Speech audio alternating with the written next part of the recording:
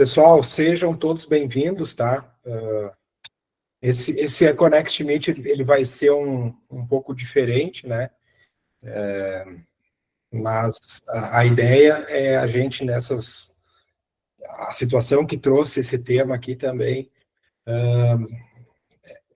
as coisas é muito também como que a gente age em cima do que acontece. Eu acho que, então, a gente teve que se adaptar para esse evento. Eu vou contar um pouquinho da história para vocês. E espero que disso a gente consiga tirar algo bom para a gente evoluir, para a gente melhorar. E é isso, tá, pessoal? Então, eu estou fazendo essa introdução enquanto o pessoal vai chegando, pelo seguinte, acredito que alguns de vocês saibam que amanhã nós estaríamos fazendo o nosso Econext Summit, tá? Que é um encontro anual que a gente faz, e esse ano seria o maior, né, de todos, uma série de ações, feira, rodada de negócios. Então, ia ser o nosso maior evento. A Químia completou 20 anos em dezembro do ano passado, e a gente está ainda, ao longo desse ano, nas comemorações dos 20 anos da Químia. Então, a partir disso, nós íamos fazer o Econext Summit amanhã, em Santa Maria, aqui no Rio Grande do Sul, e, né, que é onde a Químia nasceu, né, e a gente, em função desse evento climático, dessa tragédia, a gente acabou tendo que cancelar o evento. Na verdade, a gente não cancelou, a gente vai remarcar isso, depois eu vou comentar com vocês.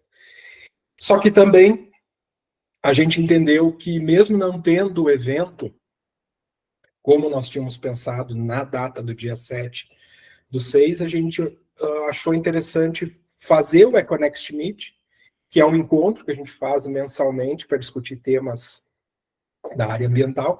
E esse Econext Meet, ele vai ser um pouco diferente, tá? Pelo tema, que é um tema que eu acho que está sendo um tema muito discutido, muito presente nas nossas vidas, né? Quem é do Rio Grande do Sul, mas para quem é de fora também do Rio Grande do Sul, acredito que também, de alguma forma, está sendo ou vai ser impactado por esse assunto. E também, com a ajuda dos franqueados, nós aqui, a Químia, ela tem uma postura aqui no estado, tá, pessoal, de ajudar na reconstrução. A gente, é o que a gente combinou aqui, que a gente vai ser muito protagonista nessa reconstrução do estado. Tanto nós aqui, que somos gaúchos, que moramos aqui, quanto as unidades de fora. Então, dentro dessa postura, desse papel de buscar realmente contribuir com essa reconstrução, eu faço parte aqui de um grupo que é a Associação Sou de Fazer. Isso aqui, só para você ter uma ideia, isso aqui foi criado no dia 2 de maio, tá? Justamente com as primeiras consequências ali da enchente, foi criado um grupo de pessoas. Na época, nós éramos umas 10 pessoas. Hoje já está um grupo enorme.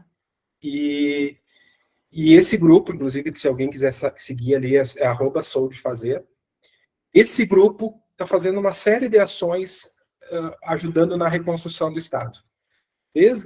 A gente faz tanto que eu estou divulgando aqui o Pix para quem quiser ajudar, contribuir. A gente está conseguindo mantimentos, resgatando pessoas. Então, uma série de movimentos que a gente, com esse grupo aqui, está fazendo no Estado.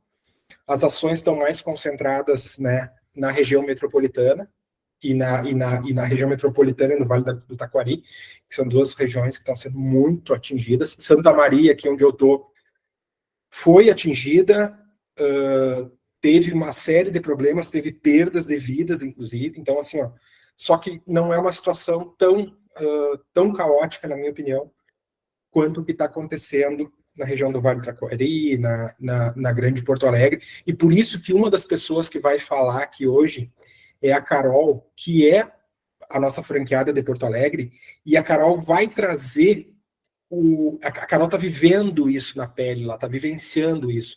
Então, ela vai trazer a opinião dela como técnica, mas muito como cidadã. Então, acho que isso que dá um toque no final, e ela vai ser a última a falar, que vai trazer esse toque também do cidadão ali, toque mais humanizado que ela viu, que ela presenciou e tal. e todo mundo que eu falo presenciou coisas muito fortes, assim, né? E eu tô acompanhando diretamente aqui em Santa Maria, cidade que eu estou ajudando como eu posso, e lá na região da Carol eu estou acompanhando a distância por causa desse grupo aqui que eu faço parte, que foi formado, que a gente formou no dia 2 de maio, para ser mais específico. Certo, pessoal? Bom, vamos lá. Então, primeiramente, dizer que hoje vai ser um pouco diferente. Convido a todos que, se alguém quiser contribuir com a nossa campanha, vai ser muito bem-vindo. Qualquer valor, pessoal, não se preocupem, toda ajuda é bem-vinda. E quem quiser ajudar a compartilhar as postagens, tudo que vocês puderem ajudar nesse momento é bem-vindo, então fica o meu pedido aqui para quem puder contribuir, e tanto que a minha fala toda vai ser com esse slide aqui fixo, certo? Bom, vamos lá. Alguns recados. Então, hoje a gente vai conversar sobre como se preparar, na verdade, assim, ó, e o tema ali diz, né, adaptação, mitigação, prevenção, preparação, resposta e reconstrução. Ou seja, como lidar com mudanças climáticas, com eventos climáticos extremos. Vai ter uma discussão que vai começar pelo João, que é o nosso franqueado de Botucatu. Depois ele vai se apresentar, mas ele é um profissional que tem bastante conhecimento. Ele vai falar mais sobre a questão de adaptação e mitigação. E depois a gente vai passar a palavra para a Jaqueline, que é a nossa franqueada lá de Blumenau, que ela vai falar sobre prevenção, preparação, resposta e reconstrução. E aí ambos vão falar como técnicos, mas no caso da Jaqueline, assim como a Carol, que está vivendo esse momento difícil em Porto Alegre, a Jaqueline, ela mora numa cidade que talvez hoje seja uma das maiores referências no Brasil em como lidar com a questão de como prevenir, se preparar, responder e a questão de reconstruir uma cidade que é Blumenau, tá? Que a gente sabe, todo mundo deve lembrar aí do que já aconteceu em Blumenau. Então, esse depoimento, essa visão da Jaque vai ser muito interessante para nós, porque é alguém que já passou por isso. E a Carol vai trazer quem está passando. E o João vai falar assim, como evitar e por que está acontecendo isso, como é que está chegando isso. Então, acho que vai ser uma discussão bem rica e eu espero, honestamente, aprender bastante com eles, que pelo que eu conheço deles, eu sei que eu vou aprender muito com eles. Certo? Bom, alguns recadinhos, tá, pessoal, antes de passar a palavra para o João. Primeiramente, está aqui a campanha, para quem quiser contribuir, é bem-vindo. Segundo, eu comentei com vocês que nós teríamos o Econext Summit, que é o nosso evento anual acontecendo amanhã, aqui em Santa Maria, e ele vai acontecer, tá, pessoal? Eu não vou deixar de fazer, a gente não vai deixar de fazer o evento, até porque é um evento que muita gente espera, os próprios franqueados, muitos esperam para vir no evento, né? Então, muito provavelmente a gente já tem uma data pré-definida, a princípio é 2 de agosto, só ele vai ser num formato um pouco diferente, porque a gente está tendo uma série de problemas com deslocamento, com voos, com viagens, então, assim, o Estado, esse ano, vai ter algumas dificuldades aqui, então a gente vai fazer ele, só que a gente vai fazer ele num formato um pouquinho diferente, e eu acho que ele vai acabar tendo muito mais impacto e muito mais importância, tá? Então, mas eu vou em breve a gente divulga essas notícias para vocês, mas o evento foi reagendado para o dia 2 de agosto, tá? É uma sexta-feira também, certo? Outras coisas, como vocês sabem, todas as nossas palestras, os nossos eventos, vai passar uma lista depois, a Jaque vai colocar ali as informações, vocês podem pedir o certificado, a gente emite para vocês, e ao longo da palestra aqui, a Jaque vai estar colocando uma série de informações, tá, pessoal? E podem ir acompanhando no chat, eu sei que também tem algum material complementar que vai ser colocado também, de algumas coisas que a gente vai falar aqui, e quem tiver dúvida, coloca no chat, que depois a gente discute um pouquinho, o pessoal vai estar à disposição para discutir. Tá? A princípio era isso que eu queria falar com vocês, vou passar a palavra agora para quem realmente entende, né, que são eles, e estamos à disposição aqui, contem com a Químia, quem for os gaúchos aí também, estamos juntos, tá, pessoal? A gente vai sair dessa juntos, pode ter certeza que nós vamos passar por essa, e vamos sair fortalecidos. Só fazer um parênteses, tá, pessoal? É a minha terceira crise que eu enfrento como empreendedor, tá? Falando no papel do empreendedor, nesses 20 anos de Químia, é a terceira crise que eu estou enfrentando. A primeira foi a KISS, que foi localizada aqui em Santa Maria, Depois, em 2020, a pandemia, e agora a gente está enfrentando essa, localizada no Rio Grande do Sul, aqui, que é essa tragédia climática. E o que eu tenho de... Até para dar um depoimento para quem está empreendendo, para quem está ingressando na carreira profissional, né? Porque como cidadão, todos nós aqui já passamos pelas... Quem é de Cida Maria passou por 13, quem não é passou pelas duas. Mas o que eu quero dizer para vocês como empreendedor e como profissional da área ambiental é que essas tragédias, se a gente realmente aprender a lição, se a gente buscar evoluir, tá, e se desenvolver, a gente sai fortalecido, tá? É a única coisa boa, talvez, a única coisa que pode ter de bom numa tragédia é a gente buscar evolução, aprender e se fortalecer. Porque o resto, pessoal, a gente sabe a tristeza que é. Tá? Então, que a gente consiga isso como profissionais, como população, como sociedade, certo? E, mais uma vez, força aí para os gaúchos, né? Estamos juntos nessa, e o nosso papel aqui no Rio Grande do Sul, vocês podem ter certeza que o papel da Químia, nas unidades da Químia no Rio Grande do Sul, é ajudar a reconstruir as cidades onde a Químia está presente. Certo, pessoal? Boa palestra para todo mundo. Estamos à disposição. Vou passar a palavra para o João, lá de Botucatu, que vai começar falando sobre adaptação e mitigação, né, João? Isso aí, Marçal. Vamos lá, né? Boa sorte aí, pessoal. Valeu. Bom, pessoal, então, boa tarde. Então, como o Marçal falou, né, meu nome é João Queluz, eu sou engenheiro ambiental, tá? E eu sou, então, o diretor da Químia, né, aqui em Botucatu, São Paulo. Bom, então eu vou abrir a janela aqui para apresentar para vocês. Eu vou falar, então, com vocês hoje sobre um pouco sobre ações, né, de mitigação e adaptação que já estão ocorrendo, tá, no mundo para combater as mudanças climáticas, tá? Então, vamos começar, né, pelos impactos mais evidentes das mudanças climáticas, né? Então, por exemplo, as ondas de calor, né? As ondas de calor extremo, elas eram esperadas, né, para ocorrer a cada 50 anos, e agora já considerando um cenário, né, de 1,5 grau de aumento na temperatura da Terra, a gente já espera que essas ondas de calor ocorram a cada 6 anos. E para um cenário já um pouco mais alarmante, né, de 4 graus de aumento da temperatura da Terra, a ocorrência das ondas de calor aí será em torno de 1 a 2 anos, tá? As secas extremas também eram esperadas para ocorrer a cada 10, né, e já ocorrem, né, com uma frequência de 5 a 6 anos. E as chuvas extremas, que também a gente esperava uma ocorrência a cada 10 anos, né, agora também já ocorrem com maior intensidade e maior frequência também, né? Mas além desses impactos, né, no clima, né, as mudanças climáticas têm impactos em diferentes esferas, né? Então a gente tem impactos no meio ambiente, né? Então a gente vai começar, por exemplo, a ver, né, maiores ocorrências de desastres naturais. Também a gente vai ter perda, né, de espécies, ou seja, uma perda da biodiversidade do planeta, né? Ou seja, né, o que vai ocasionar desequilíbrios em diversos ecossistemas, né?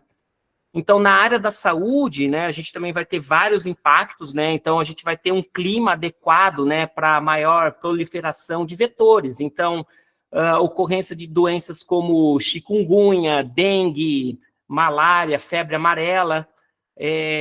A gente também vai ter maior incidência de doenças, né, cardiorrespiratórias, né? Por exemplo, asma, bronquite, rinite, tuberculose, pneumonia, e outro aspecto muito importante é a saúde mental, né? Então, à medida, né, que ocorrem mudanças no clima, a qualidade de vida da população também vai diminuir, e isso vai ter um impacto direto na ocorrência de casos de depressão e ansiedade. Já os impactos dentro da sociedade, né, vão ser diversos, né, uma vez que, imagina, né, vão ter populações inteiras que vão ter que ser realocadas, por exemplo, as populações das zonas costeiras, né, ou até populações que moram em lugares que não vai ter mais disponibilidade de água, né.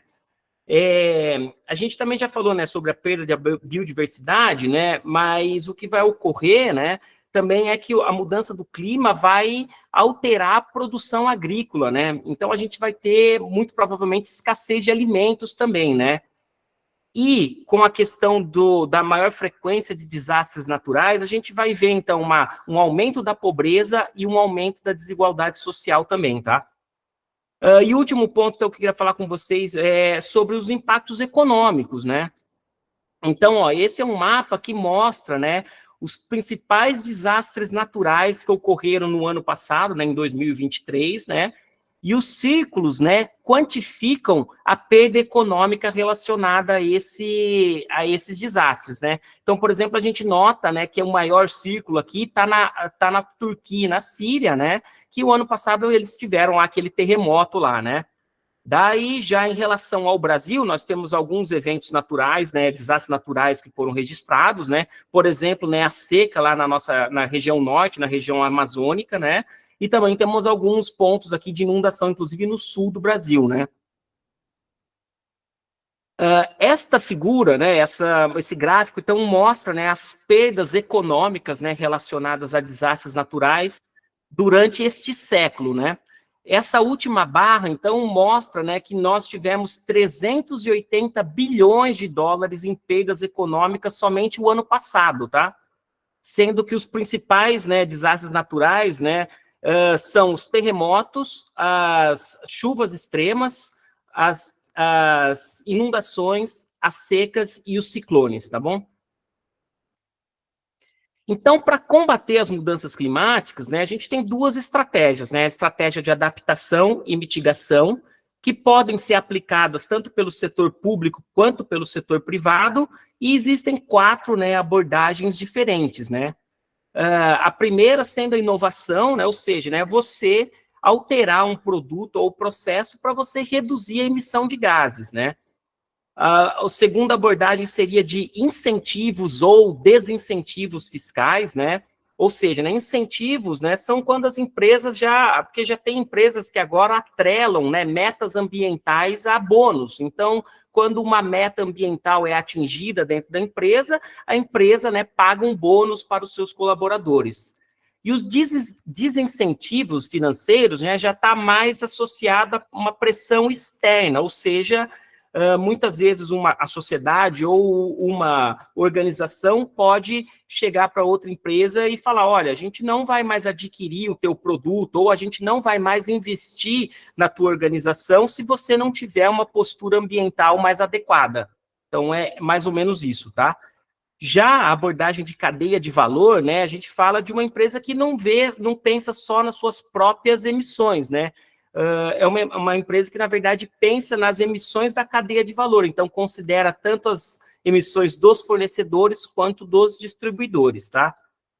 E a última abordagem seria a mobilização temática, que está relacionado a programas que são criados, né, para obrigar, né, o setor privado a tomar uma postura sobre um determinado tema, tá?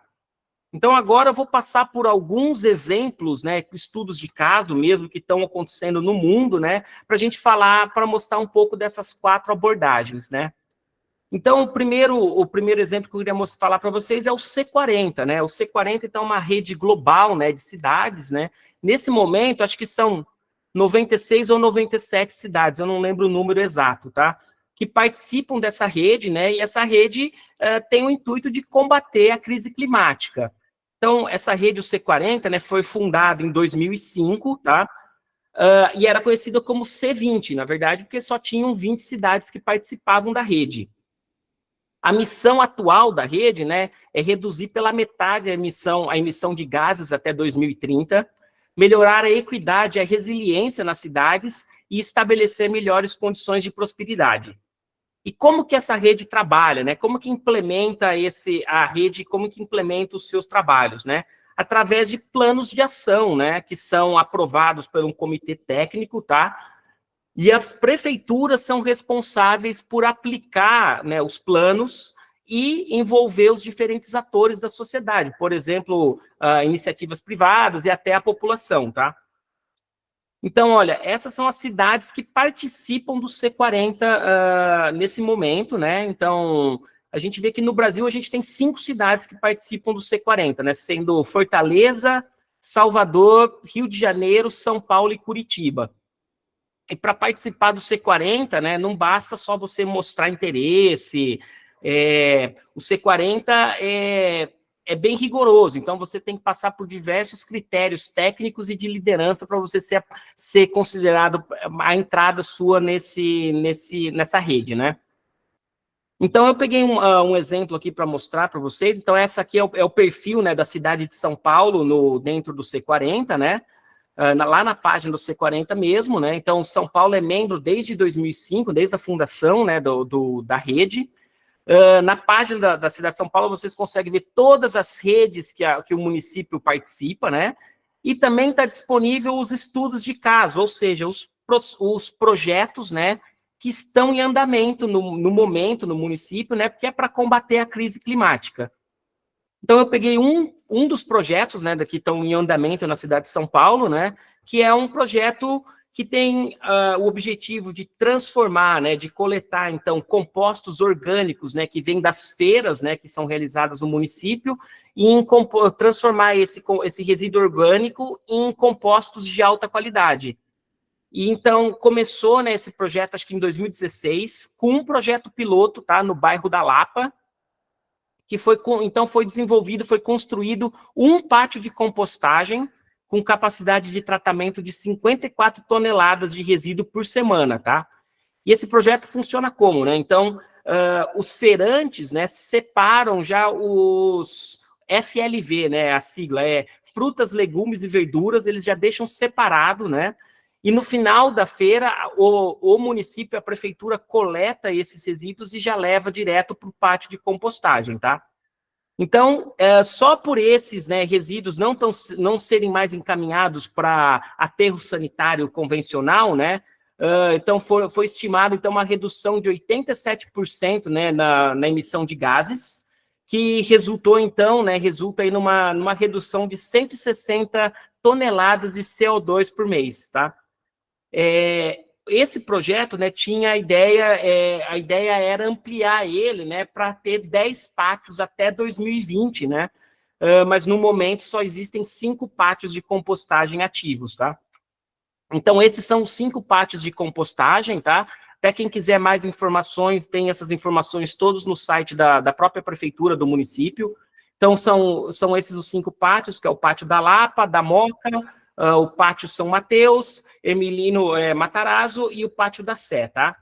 Esses 5 pátios, o ano passado, juntos, né, receberam 7 mil toneladas de resíduos orgânicos das feiras, produziram 1.300 toneladas de compostos orgânicos, né, de alta qualidade orgânico, e o composto orgânico, né, ele é doado, então, para quem quiser, então, para empresas, para agricultores, para a população em geral, é só passar nos pátios para coletar o material, tá bom? Bom, então, outra iniciativa do setor público, né, existe a União Europeia, então, né, que tem um plano, que eles têm uma meta de reduzir, então, até 2030, 55% das reduções das emissões, né, e até 2050 eles querem tornar a União Europeia neutra, né, em termos de emissão. E o que eles fazem, né? Então, eles têm limites mais rígidos, né, para emissão de automóveis, impostos, né, sobre combustíveis de aviação, tem a fronteira de carbono, né, que entra já como uma questão de desincentivo, né, financeiro, ou seja, se o seu produto ou o seu serviço é produzido, né, utilizando, né, um processo intensivo em carbono, né, o teu produto não vai ser aceito lá, não vai entrar, não vai ser comercializado mais na União Europeia, tá? Daí tem, então, a expansão também de energias renováveis e a última coisa, eles estão fazendo a reforma dos edifícios, né? São edifícios muito antigos na Europa, né? Então, eles estão modernizando esses edifícios, né? Para que eles se adequem às novas, né, necessidades energéticas. Bom, então o próximo exemplo, né, é um exemplo de mobilização temática, né? Então, a Nações Unidas, né, criou, né, esse pacto, é o Pacto Global, né, da Nações Unidas. Dentro desse pacto global, existe um programa que chama Liderança com Impacto, que é um programa que os presidentes e CEOs, né, de organizações, né, alinham, né, e direcionam as suas empresas para objetivos específicos, né, dos ODS, né. Então, por exemplo, no Brasil, né, em relação ao ODS 13, né, que é o ODS contra as mudanças climáticas, nós temos 5 empresas e porta-vozes, né, desse movimento aqui da Nações Unidas. Então, a gente tem, né, a Klabin, o Grupo Malve, a Companhia Brasileira de Alumínio, a Copercarga e a Movida. Então, eu separei um exemplo dessas 5 empresas aqui para vocês, que é o Grupo Malve, né? Então, a Grupo Malve, eles estão associados ao setor têxtil, né? Que é um setor altamente poluidor no mundo, né? E dentro, né, desse compromisso aí com as Nações Unidas, eles foram a primeira empresa a assinar, né, esse compromisso do Business Ambition, tá? E eles tinham, em 2015, uma meta de reduzir em 20% as emissões, né, de gases, né? Mas em 2 anos, já em 2017, eles já chegaram a 68% de redução, e em 4 anos, né, que foi em 2019, eles chegaram em 75% de redução dos gases de efeito estufa.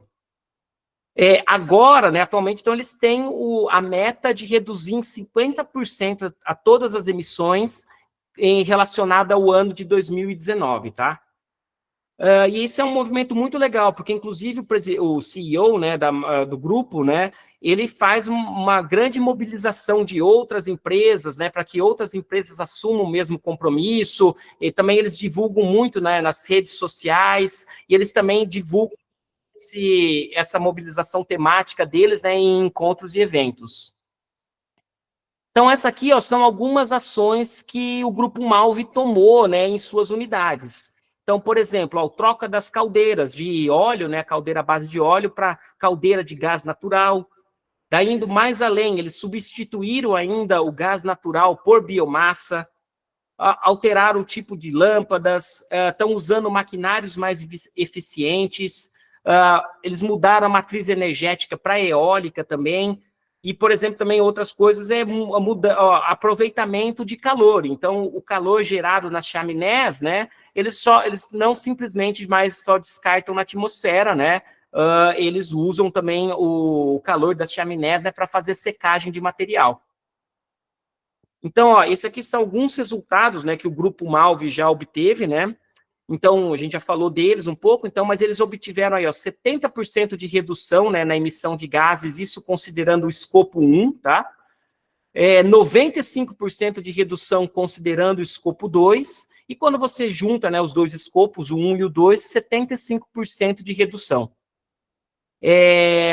Tá, só para quem não sabe na questão dos escopos, né, o escopo 1 considera as emissões diretas da sua atividade, tá? Enquanto o escopo 2 considera as emissões advindas do seu aproveitamento energético, da sua matriz energética.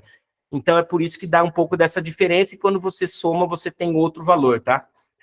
E é na cadeia, então, quando junta o escopo 3, porque o escopo 3 considera, então, tanto os fornecedores como também a distribuição do seu produto nas emissões, tá? Então, eles conseguiram, na cadeia total, uma redução de 4% nas emissões por peça produzida. Então, por exemplo, cada pé de meia que eles produziam eram 4% de redução.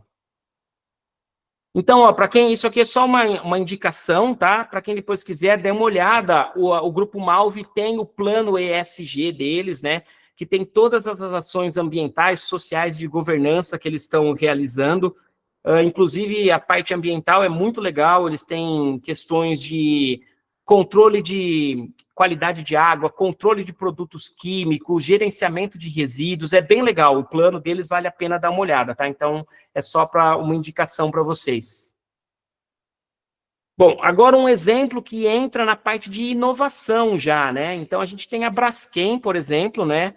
Que desenvolveu, né, um polietileno verde, né, um plástico verde à base de cana-de-açúcar, né? Então, esse material tem as mesmas características do plástico comum, do polietileno comum, né? a grande diferença, lógico, está em relação às emissões de carbono. Então, enquanto o plástico comum, né, o polietileno comum petroquímico, né, produz 2 toneladas de CO2 por tonelada de plástico produzido, né, o plástico verde tem um efeito contrário, tem uma captura de gases. Então, para cada tonelada produzida, né, de plástico verde, você tem uma captura de 2,5 toneladas de CO2, tá bom? Bom, e mais um exemplo que eu queria mostrar para vocês, né, a Telefônica, né, que é uma multinacional aí, que tem a sede na Espanha, né, para o ano base de 2015, né, eles conseguiram uma redução de 76% das emissões, né, isso considerando o escopo 1 e 2, ou seja, as produções internas deles, né, mais as produções da matriz energética.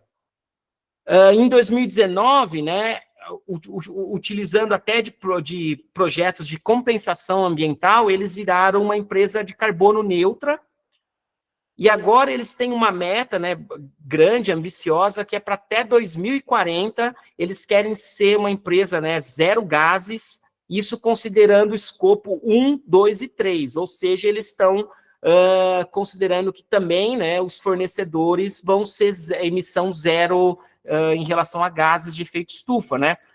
Então, a Telefônica é muito interessante, até por causa dessa meta, eles trabalham com a cadeia de valor.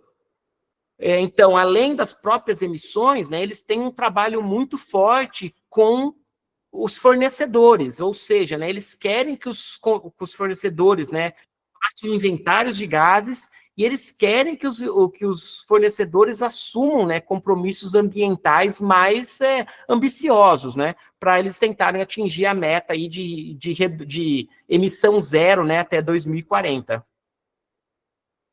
Bom, agora então eu queria falar com vocês sobre um tema muito, né, importante, e também uma questão muito importante, que é um conceito que é a visão do túnel de carbono, né? Então, esse é um conceito que foi desenvolvido aí pelo Dr. Ian, né, Konietzko. Ele é um consultor da Conisam, né? Então, a Conisam é também uma gigante, né? Uma empresa que fornece aí soluções tecnológicas para outras empresas, né? E o Dr. Ian, né, ele é um especialista, né, em economia circular, né, e caminhos, né, para as empresas chegarem a fazerem descarbonização. E ele falou que, nesse conceito dele, né, que as empresas estão ficando muito focadas, até ao ponto de quase ficarem cegas, só olhar, né, as emissões de carbono, né, esquecendo todo um contexto, né, o sistema inteiro. Então, as empresas estão muitas vezes desprezando, por exemplo, educação, saúde, a crise hídrica, a própria biodiversidade, né? E isso é uma coisa muito ruim, né? Primeiro, né, uma questão ambiental, né, um perigo, né, ambiental isso. E a outra coisa é que as empresas mesmo, né, perdem oportunidades de negócio, né, ao negligenciar o sistema como um todo, né? Então, estou falando isso, né, que é para a gente também pensar nisso, né, em questões de que a gente tem que trabalhar, sim, com as emissões, com as reduções, né, de emissão de carbono, mas a gente tem que pensar no todo, né, essa é a parte mais importante, não podemos esquecer de outras facetas aí, né. Então, é nesse aspecto que a gente entraria nas questões, né, de ESG, né, dentro das organizações, ou seja, né, considerar, né, dentro das operações, né, todas as questões ambientais, sociais e de governança. Bom, gente, então era mais ou menos isso que eu queria falar para vocês. Agora, então, eu vou passar a palavra para a Jaqueline. Depois vamos, lógico, continuarei por aqui e a gente pode bater um papo mais para frente, beleza? Então, obrigado. Pessoal, enquanto vai passando a palavra aqui para a Carol, enquanto a Carol vai a Carol, acho que tem que projetar, né, Carol? Não, agora acho que é a Jaque. Desculpa, Jaque. A Jaque tem que projetar, né, Jaque? Sim, já vou fazer isso. Então tá. Então, enquanto eu passo a palavra para a Jaque aqui, só para reforçar com vocês que tem alguns recadinhos aí, que a outra Jaque, a Jaque aqui de Santa Maria, tem a Jaque de Blumenau, a Jaque de Santa Maria, está colocando aqui no chat, tá?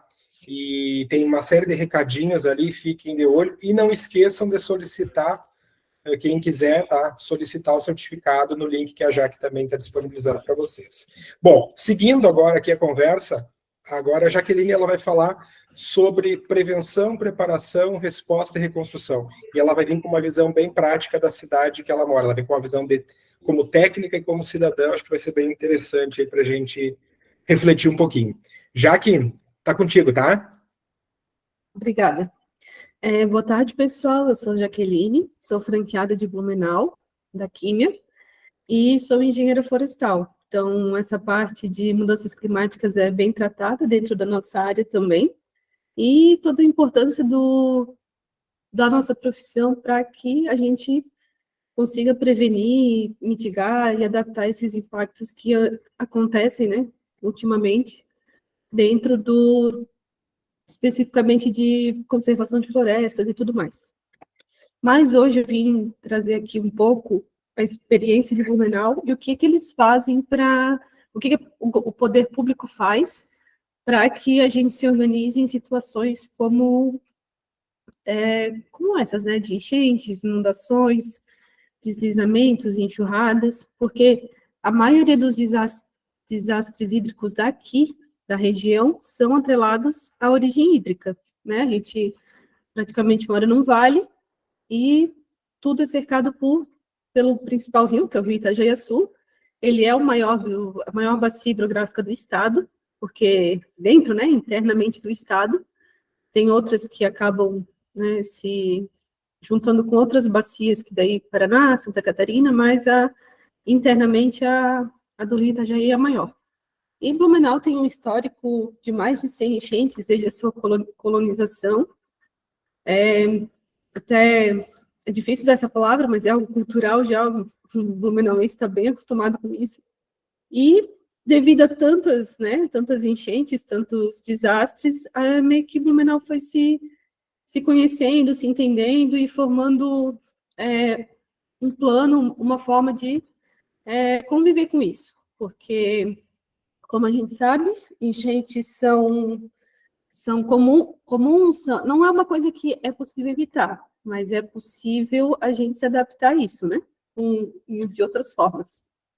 Então, hoje eu vou falar de 3 documentos em específico, um pouco mais de foco no plano de contingência daqui de Blumenau. Então, esse plano, ele vai falar das inundações, né? O que a gente precisa fazer em episódios de enchentes. E vou focar mais nesse, vou mostrar a estrutura para vocês, o que a prefeitura acaba fazendo nesses episódios, e também tem esse plano integrado de prevenção e mitigação de desastres naturais na bacia hidrográfica do rio Itajaí.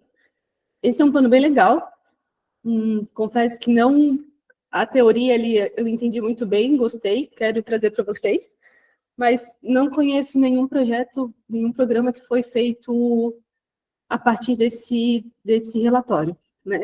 Algo que foi implementado. E o Plano Estadual de Recursos Hídricos de Santa Catarina foi criado pela Secretaria do Estado do Desenvolvimento Social, Desenvolvimento Econômico Sustentável. Vamos lá. O plano de contingência, então. Ele visa organizar as ações dos órgãos públicos, privados e da comunidade de Blumenau para fazer frente aos desastres, inundações e movimentos de massa que ocorrem episodicamente no município. Isso acontece, né, esse agravante que acontece de cheias no rio Itajaí-Açu, acontece pelo uso inadequado do solo e por ações antrópicas. Então, esse plano, né, justifica e determina a existência com o objetivo de delinear medidas preventivas, de acordo de respostas assistenciais e recuperativas. Então, o plano, ele é dividido em 5 áreas, né, de defesa civil, que eles chamam de ARDEC. Essas áreas são praticamente o norte, o sul, leste e oeste do município e a região central, são 5 áreas. E conta com mais de 60 abrigos em todas essas áreas. Então, esse plano é um documento escrito, né, já vou mostrar para vocês, vou deixar disponível também no chat ali, a Jaque vai me ajudar. E dentro desses 5 áreas, tem os grupos de ações coordenadas, que daí vai envolver várias figuras públicas, né, prefeito, secretário executivo, representante de órgãos federais, estaduais, municipais e ONGs também. Então, esse plano, ele traz exatamente o que a gente vem aqui trazer para vocês, a prevenção e preparação, como que Blumenau se prepara para isso. Aqui é uma imagem do nosso rio, régua de medição sempre está ali, né? E tem, é nessa fase que são prioritárias as atividades de planejamento, previsão, contatos, treinamentos e preparação da comunidade para fazer frente aos desastres, às inundações, né? Então, por exemplo, um exemplo prático. Ano passado, a gente passou por 4 enchentes no mesmo mês. Então, a gente sabia que ia passar por isso, devido a toda a movimentação, né, da prefeitura, em alertar a gente. A comunicação aqui é bem rápida, digamos assim. E aqui eu vou mostrar para vocês, deixa eu ver se eu consigo, um site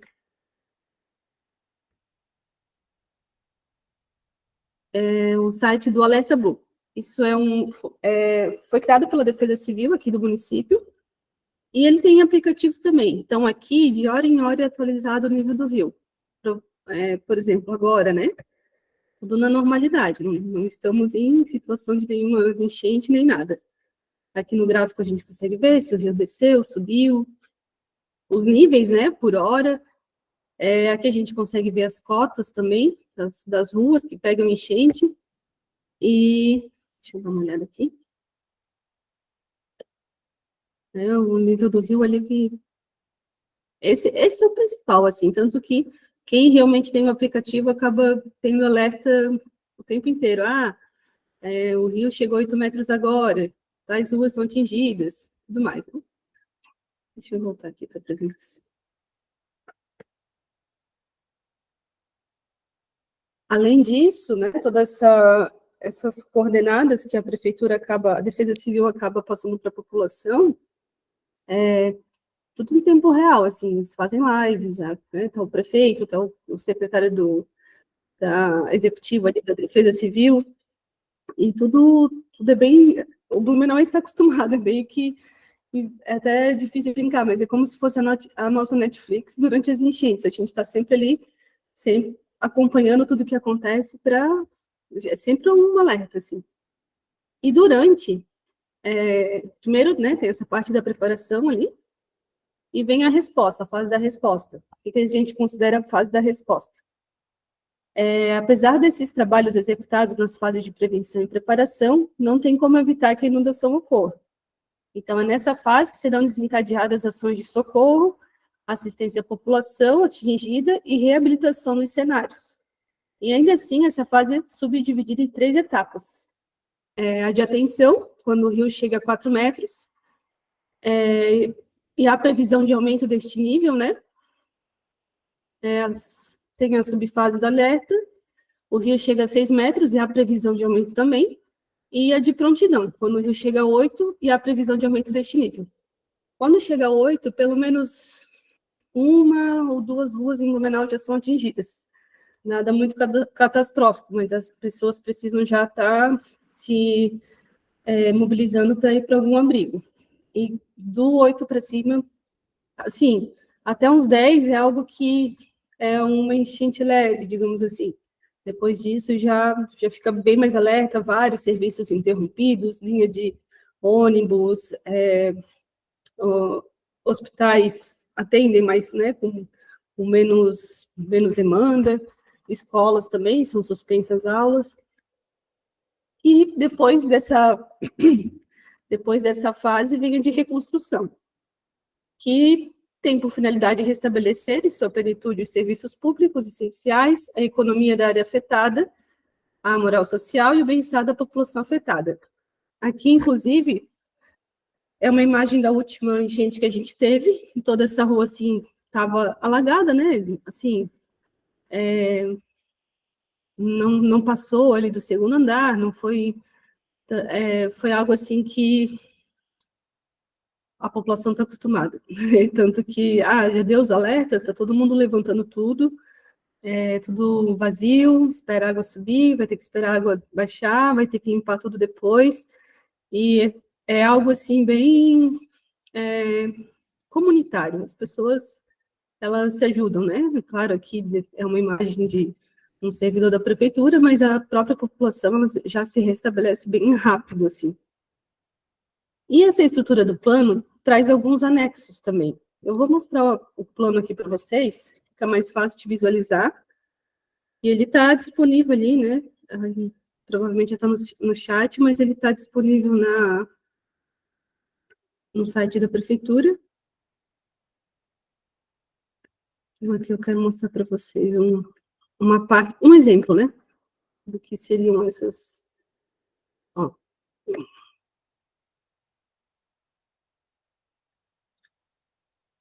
Primeiro, ele traz um panorama de todos os abrigos, tá? Aqui, só um pouquinho. Os 60 abrigos, esses códigos são, por exemplo, a região central, C1, né? Região central, quais são os abrigos da região central? Então, quem tem dúvida, pode entrar em contato com a Defesa Civil, ou até mesmo nesse plano, né, se tiver conhecimento, e vai encontrar todos os abrigos disponíveis o mais perto de casa possível, né? Geralmente colégio, catedral, universidade, escolas, algumas empresas também, acho que acabam cedendo espaço,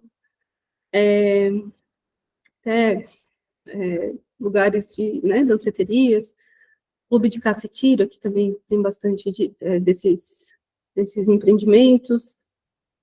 E dentro desses abrigos, aí entra uma outra etapa desse plano, que é o que eles chamam de anexo B, a estrutura de cada abrigo. Então, ele é bem extenso, esse documento, né? Então, ele vai dizer onde fica localizado, o telefone, os limites, né? Tipo, a localização dele, as áreas que ele abrange. Deixa eu ver mais aqui. As ruas. Quem coordena, né? Cada um desses abrigos, quem fica designado para cada um desses abrigos, desde chave, limpeza, quem cuida da parte da cozinha também vai, vai também passar um panorama do que tem lá ou não. Por exemplo, aqui tem cozinha, aqui tem espaço privativo, isso tudo está aqui nesse plano. Né? Esse aqui é um exemplo, né? Possui quantos chuveiros masculinos, né? Ele já é tão preparado que até já um caso ali que a gente conseguiu acompanhar no Rio Grande do Sul é que estava todo mundo meio misturado, né? Aí teve alguns problemas ali com assédio às crianças, enfim, então aqui já está designado quem vai em qual banheiro, é um exemplo, né? Que mais que tem? Sobre segurança, tem abrigos que contam com segurança e quem que fica, né? Sob supervisão. No caso aqui vai ser o 10º Batalhão da Polícia Militar e também outros grupos, né? O transporte, como chega lá, se tem ali ponto, né? Se tem canoas. Então, isso tudo está aqui designado. Deixa eu dar mais uma olhada. Aí vai ter cada um daqueles abrigos listados lá em cima, todos eles vão estar aqui estendidos, né? Para mostrar tudo que tem dentro de cada um. Então, digamos que eu vou precisar sair da minha casa. Qual é mais perto? Tem espaço para mim, para minha família? Podemos ficar mais privativos? Então, tem todo como é que eu posso falar? Um apoio, né? Um suporte. E vários profissionais que trabalham lá dentro. E voltando aqui para a nossa apresentação, eu queria dar um pouquinho de uma pincelada aqui nesse plano integrado de prevenção e mitigação, que eu achei ele bem interessante. Né? Esse documento ele foi criado em 2008, depois de uma das piores enchentes que a região enfrentou. Né? Aqui até tem um mapa onde mostra quais cidades decretaram situação normal, situação de emergência, ou estado de calamidade pública. Blumenau, não sei se vocês conseguem acompanhar a flecha, mas é essa região aqui, né? Essa essa cidade. Então, Blumenau e todos os arredores ali ficaram bem comprometidos. E esse plano integrado, ele traz esses programas aqui, todos esses programas, e dentro de cada um, quantos projetos tem. Eu, na verdade, aqui como profissional da área ambiental, eu queria focar mais na parte de programas que é voltado para a área ambiental, só que ele traz muita coisa, ele traz para o social também. Deixa eu mostrar para vocês esse programa. Ó, ele traz, por exemplo, o programa 1, ele vai trazer essa parte de desenvolvimento institucional para preparação de emergências e desastres com 2 linhas de ação. E vai ser bem específico, né? Capacitação de professores, vai envolver muito isso, tipo, fazer com que a população entenda o que está acontecendo, capacitar as pessoas, educação ambiental, para então começar a implementar outras medidas que podem ajudar nessa mitigação, né?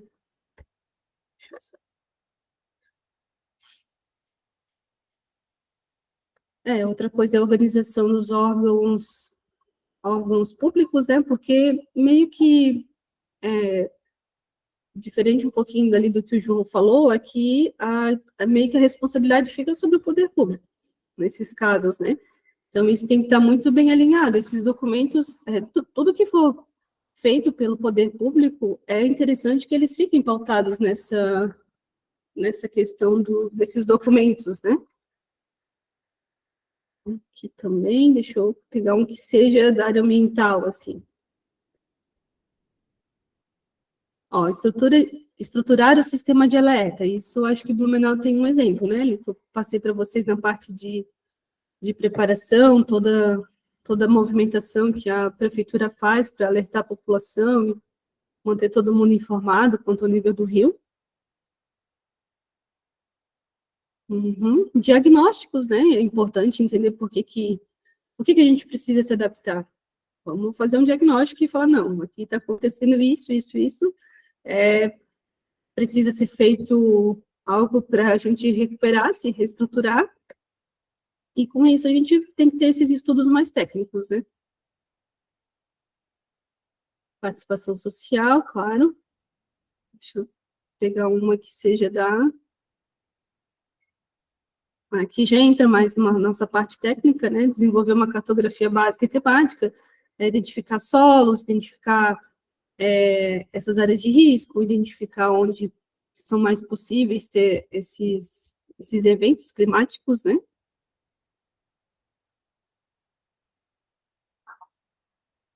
Avaliar a rede de drenagem, e aqui é onde eu queria chegar. Redução dos riscos dos desastres, subdividido em 2 subprogramas com 9 linhas de ação. Então, fazer uma gestão de ocupação do solo, medidas não estruturais. E que considera medidas não estruturais? Geralmente é algo que não tenha tanta obra engenheirada, né? Por exemplo, barragens, super medida estrutural. Medidas não estruturais, medidas de longo prazo, um reflorestamento, uma recuperação de área degradada. Outra coisa que poderia considerar como medida não estrutural, né? Um exemplo que citam aqui em Blumenau é usar as arrozeiras como retenção de água, né? Em casos de enchentes. Claro, de uma forma que não prejudique o agricultor, que tem ali seu suporte junto com o poder público, né? Mas é algo a se pensar ainda, porque a gente pensar que, inundou, a gente precisa escoar essa água muito rápido. Não necessariamente essa é a melhor opção. Meio que só vai adiar o problema, só vai levar essa água, por exemplo, ela não parada em algum momento ali, o solo está drenando, né? Se tiver uma cobertura vegetal, melhor ainda. Mas um exemplo do que aconteceu nessas enchentes aqui em Santa Catarina é que lá toda essa água escoando foi parar lá no porto de Itajaí. Então lá comprometeu também, não só essa parte ambiental, né? Comprometeu toda a logística deles, porque acaba vindo essa água muito barrenta aqui do vale, e isso atrapalha as navegações, atrapalha toda a logística lá do portuária que tem na cidade de Itajaí.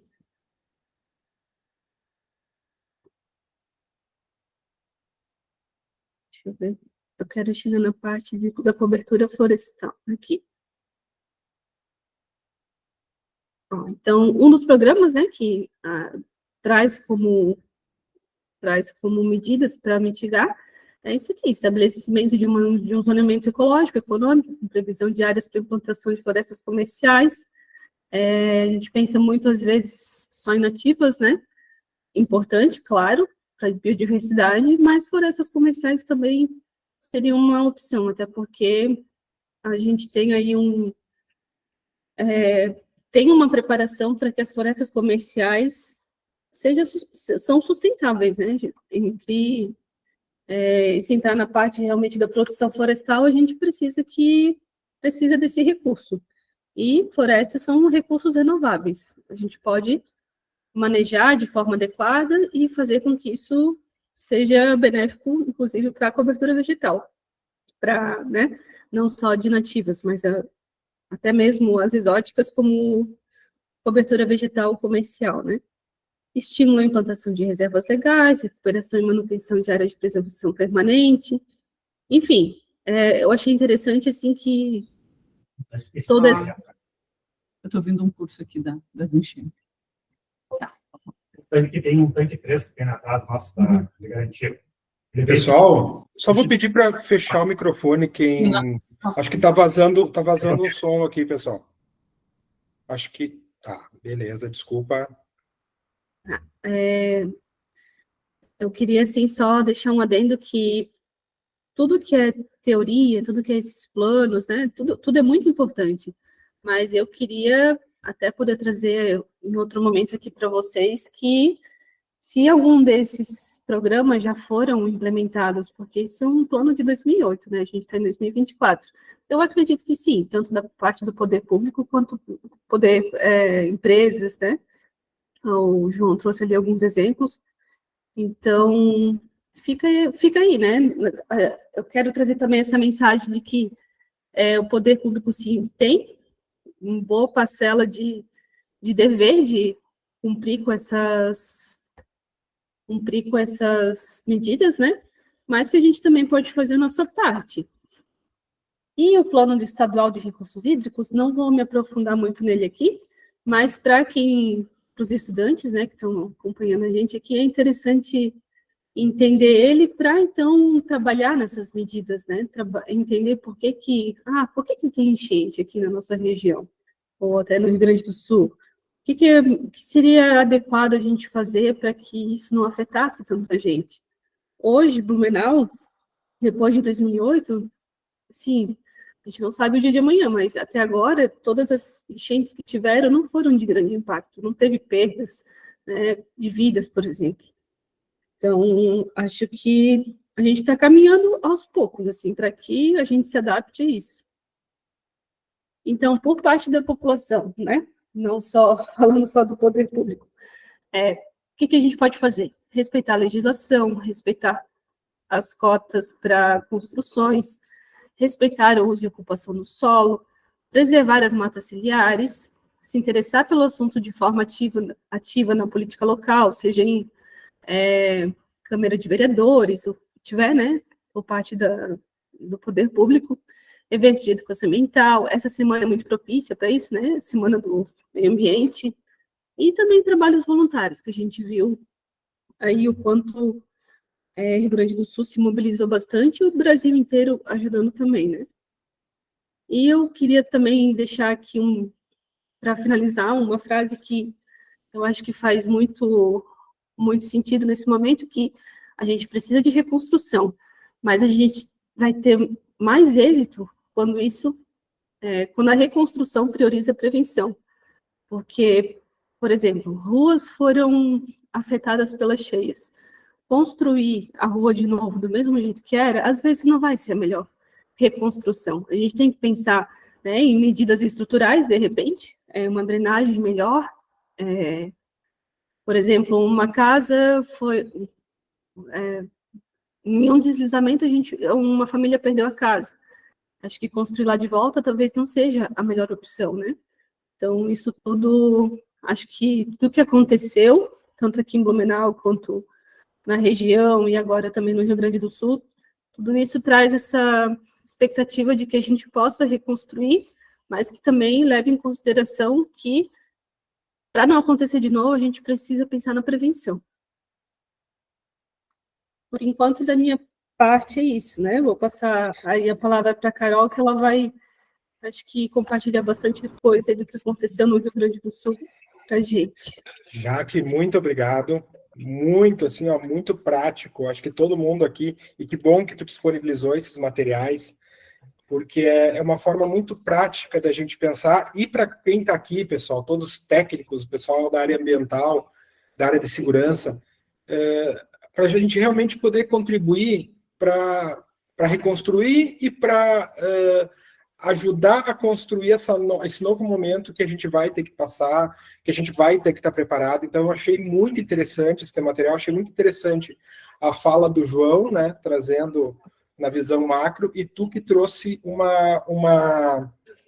caso bem aplicado de quem já está acostumado a fazer isso, quem sabe como fazer. Eu estava vendo algumas coisas ali, depois eu vou passar para a Carol, mas eu só pensando em muitas dessas coisas, se nós tivéssemos essas informações, né, nós como população, a gente não tem essa preocupação, então faltam algumas coisas. Eu pensando, eu vendo a realidade do que eu passei aqui, que nem se compara com o que a Carol passou lá em Porto Alegre, ou que eu acho que o Márcio está aí, passou em Lajeado, né? Muitas das coisas poderiam ter sido um pouco menos dolorosas para nós, um pouco menos sofridas, pela uma preparação um pouco melhor. Mas, assim, ó, muito obrigado. Eu acho que esses materiais que tu disponibilizou aqui já valeu aqui o nosso encontro, na minha opinião. Certo? Obrigadão, tá, Jaque? Obrigado, João. E agora eu vou passar para a Carol, então, que vai trazer um pouco da visão, além de técnica, né, a visão de cidadã, de quem está vivendo na pele ainda muita coisa aí. Né, Carol?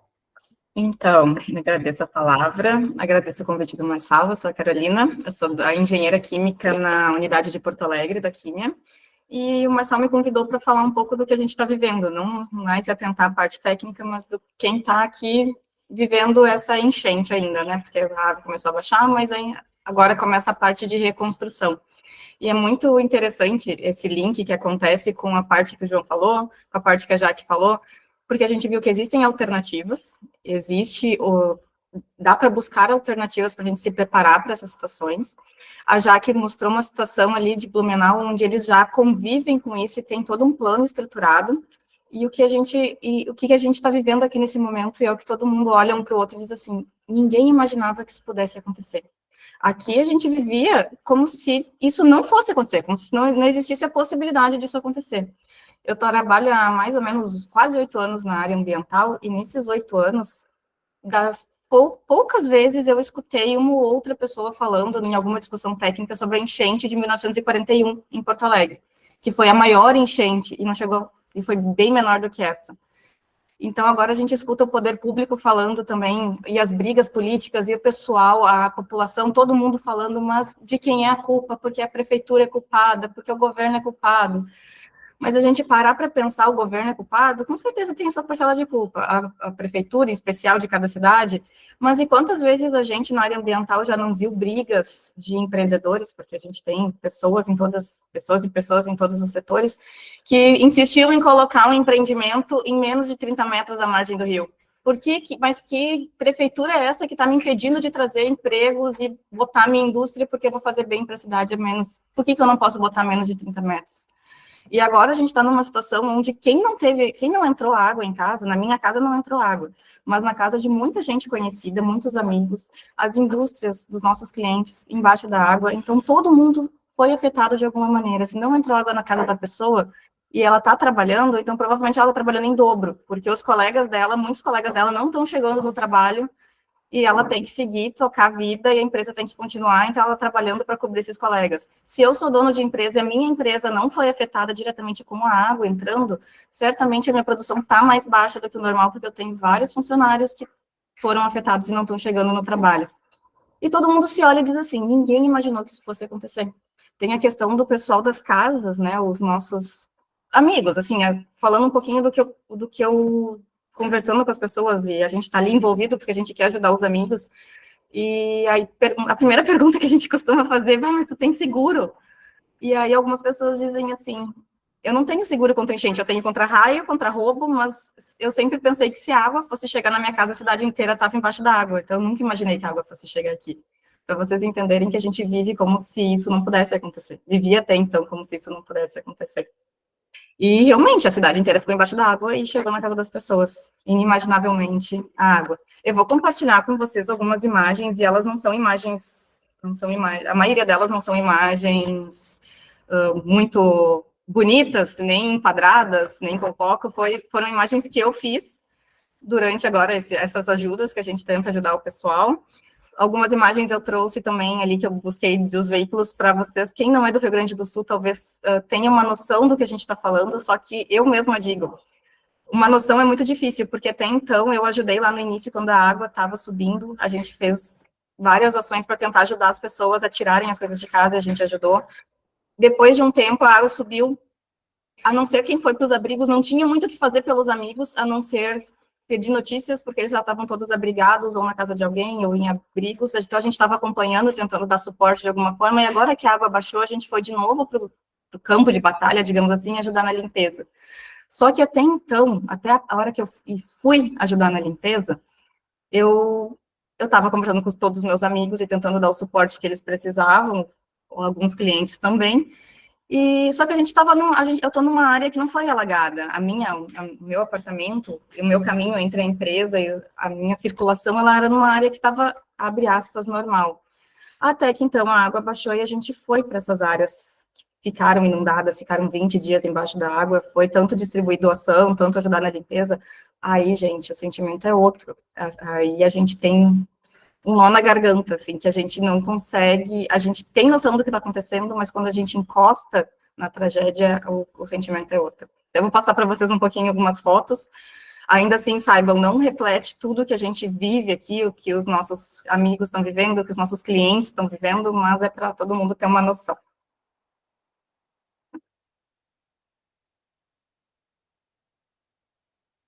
Opa!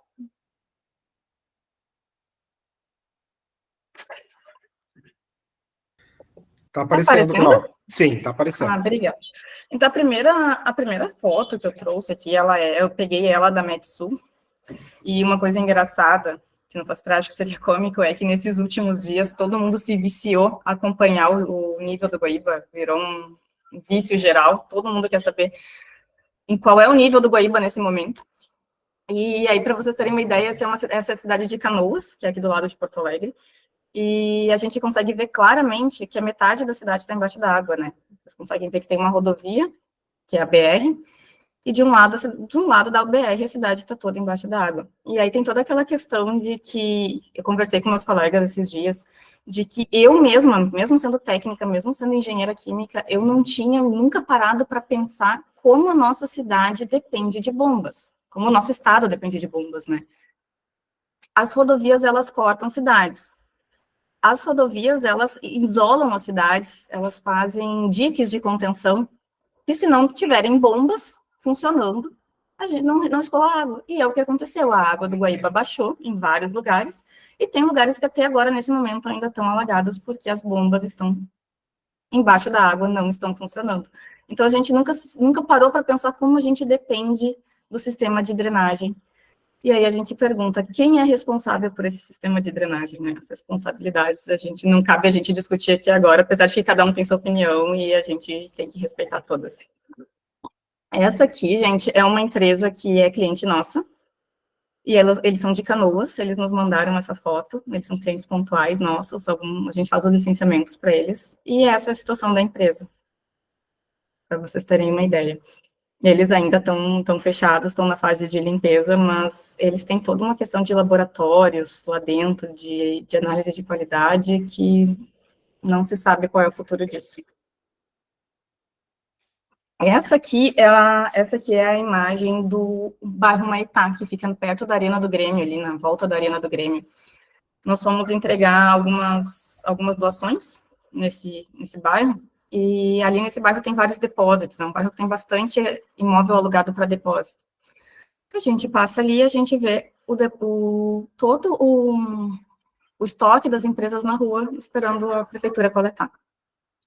E aí, então, a gente pensa assim, a água baixou, vamos voltar ao normal, mas como que a gente vai recuperar essa economia dessa forma, sendo que as empresas perderam todo o estoque delas, quando não perderam o estoque e o local físico que elas ocupam, né, os equipamentos que elas trabalham. Essa aqui é uma imagem do Transurb, essa imagem eu peguei da mídia também, e é o Transurb, para quem não conhece aqui a região de Porto Alegre, ele liga boa parte da Grande Porto Alegre a Porto Alegre, e é um dos principais meios de transporte da Grande Porto Alegre de trabalhadores. E ele é muito valioso para nós que moramos em Porto Alegre. Por quê? Porque o pessoal vem para Porto Alegre trabalhar por ele. E aí, então, agora a gente tem uma questão, tá? A água baixou, as empresas que conseguem já estão voltando a funcionar, mas como que os funcionários chegam? Se os funcionários também não foram afetados, eles não têm como chegar na empresa. E está bem complicada essa questão de funcionários que têm que se locomover entre as cidades, porque o Transurb, ele voltou a funcionar parcialmente. Para quem não conhece, o Transurb, ele, apesar de ser o nosso trem aqui, ele não é subterrâneo, né? Ele anda em cima dos trilhos do trem, mas sem ser, os trilhos não são subterrâneos, mas as estações, boa parte delas são subterrâneas, tu entra, então elas são um buraco, digamos assim, e elas estão cheias de água até agora. Aqui na foto de baixo dá para ver, né, essa aqui é a estação Mercado, então não tem trem para Porto Alegre, o trem está funcionando parcialmente entre Canoas e Novo Hamburgo, quem tem que trabalhar em Porto Alegre nesse momento está complicado, e então a gente pensa assim, não é só a água, não é só a nossa casa, é a economia como um todo, né? As pessoas precisam trabalhar para se recompor. As pessoas precisam chegar no trabalho para poder trabalhar. E como que chega no trabalho assim? Aqui, para vocês também terem uma ideia da altura da água, esse aqui é o Parque da Expo Inca, que é onde acontece a maior feira agropecuária, acho que não sei se da América Latina, mas do Brasil com certeza. É um parque bem grande que fica na cidade de Esteio. Eu sou de Esteio, inclusive, e eu tenho muitos amigos que moram próximos desse parque. Ele fica no bairro Novo Esteio. E aqui na imagem de baixo, a imagem 2, tem a foto da água no muro do parque, né, que cerca o parque. Esse muro, eu tenho 1,65 m, esse muro é bem mais alto que eu. Então, vocês conseguem ver onde que está a água ali embaixo. Na imagem do lado, é do mesmo bairro também, nas ruas próximas, tem ali a placa de identificação da rua, então vocês conseguem ver que ela quase foi tomada pela água também. E aí agora vocês imaginem, nesse mesmo bairro, existem muitas famílias, muitas famílias mesmo, que a casa ficou literalmente embaixo da água. Então, é complicado. Nesse Parque Assis Brasil, inclusive, quando iniciou a enchente, porque a água ela foi subindo aos poucos, né? Aos poucos. Então, quando ela começou a subir, ela subia rápido, mas ela não atingiu todos os lugares ao mesmo tempo. Tem lugares que foram atingidos depois. E Esteio foi uma cidade que começou a ser atingida. A prefeitura, então, já tinha alguns planos de contingência para a população, porque ela já vinha já teve outros episódios de cheias no passado, então a prefeitura já tinha um plano de ação mais ou menos estipulado, e parte desse plano de ação era pegar o pessoal desabrigado e levar para o Parque Assis Brasil, para um QG lá dentro, porque lá era seguro e lá nunca tinha chegado a enchente. E aí a gente está naquela questão, nunca tinha chegado a enchente e olha onde chegou. Eles tiveram que tirar todo mundo às pressas, porque ficou embaixo da água. O que aconteceu nunca aconteceu antes. E a gente vivia como se não fosse acontecer. E aí, gente, ali falando de empresa, cidade, essa foto também é do bairro Humanitá, e aqui falando de pessoas de casa, sabe? Aquela sensação de tu passa na rua, a gente passou nas ruas do bairro Humanitá, que foi um bairro que ficou mais de 20 dias embaixo da água, e a gente vê a casa das pessoas na frente das residências. Tu vê o sofá, tu vê as camas, e não é uma cama, é a cama de casal, a cama dos filhos, tu vê os brinquedos, tu vê a casa inteira das pessoas entulhadas na frente de casa.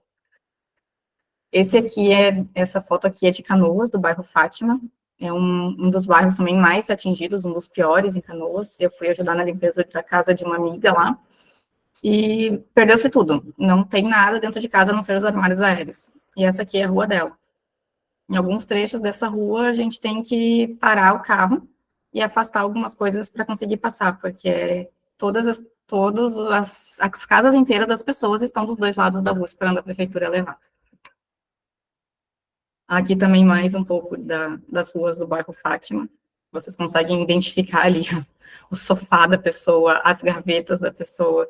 Porque o que teve contato com a água, gente, o pessoal está descartando, claro, com exceção de algumas coisas que a prefeitura está tentando avisar o pessoal, olha, não joga fora alguns eletrodomésticos, existem multirões, é muito legal, existem multirões de faculdade, de colégios técnicos que estão recebendo, que tem cursos de eletrônica e elétrica, estão recebendo esses materiais da comunidade para tentar recuperar.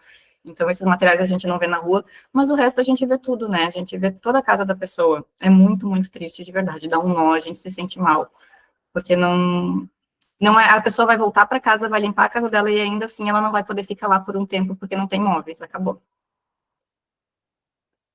Essa aqui essa casa em específico é da casa de uma amiga minha. Ela mora no bairro Rio Branco, ela e a família dela. E a casa dela ficou, acho que na foto do meio vocês conseguem ver ali, no fundo tem a porta, e vocês conseguem ver que ela tomou até quase o final da porta, né? Vai até quase lá em cima.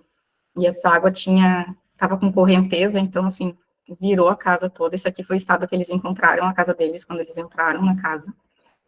E não tem o que dizer, não tem o que falar para essas pessoas sobre nada, né? Dá um nó na garganta porque isso são amigos meus, nessas fotos elas me autorizaram a postar e é complicado. E não bastasse a casa dessa família estar assim, essa aqui é uma foto bem ruim, tá? Mas era a foto de WhatsApp que a gente tinha. Essa aqui é a foto da madeireira da família, de onde eles ganham o sustento. Então, não foi só a casa, foi o emprego deles também foi afetado, e quantas pessoas eles empregam também foram afetados. E aí a gente pensa assim, a gente podia ter mitigado... Vou voltar aqui. Acho que vocês estão me... Eu não estava vendo vocês, né? Mas acho que agora parou de projetar. Podia ter sido mitigado. Quem é o responsável? Aqui tem toda aquela discussão política. E se tivesse tudo funcionando, se tivesse todo o sistema de drenagem, talvez nunca ninguém se desse conta do quanto era importante o sistema de drenagem funcionando, porque nunca tinha acontecido.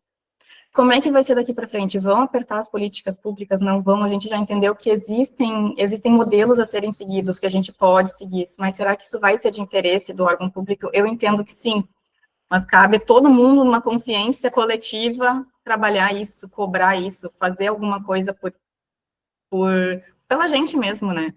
Cabe todo mundo tem uma parcela de eu posso fazer alguma coisa, nem que seja na hora de votar corretamente, para cobrar os políticos, porque agora a dúvida é, tá, mas vai chover de novo, a gente vai ter um plano, não vai ter um plano, vai ter investimento, não vai ter, e aqui agora toda hora que começa a chover, todo mundo se olha, todo mundo fica com medo. Então, a minha parte era mais trazer essa reflexão, fazer um link com o que todo mundo falou, para ver que alternativas tem, mas também para a gente pensar que nos afetou, se não chegou água na nossa casa, afetou de alguma outra forma, nem que seja psicologicamente, porque é bem triste andar e conversar com as pessoas. E para fica aí o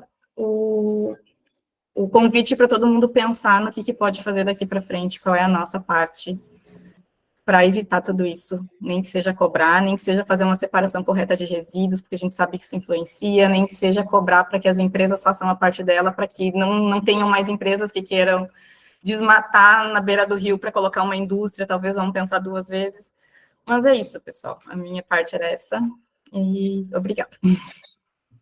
Isso, Carol, parabéns pela fala, acho que foi muito importante para todos nós.